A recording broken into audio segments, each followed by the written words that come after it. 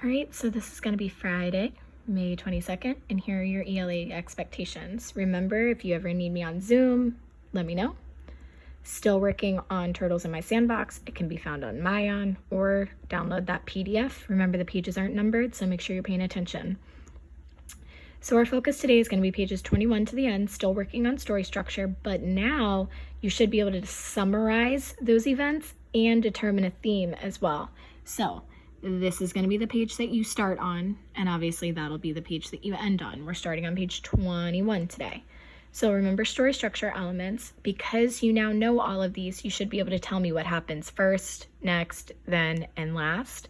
And then what are the key events? How is it solved? And then what lesson do you learn?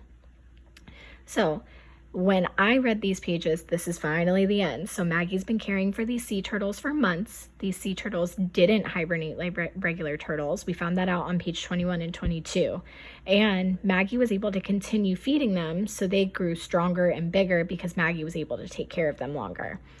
Also, Maggie releases the turtles back into the wild, into the ocean.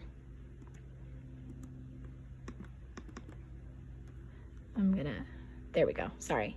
So then question 1, what does the reader learn on pages 21 and 22? Remember, here's 21 and 22.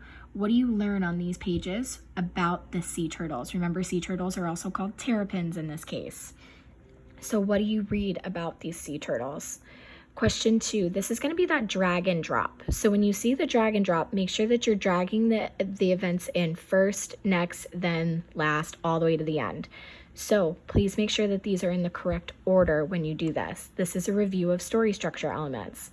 Question 3, what's the overall theme? Meaning, what lesson did you learn from Maggie and those sea turtles?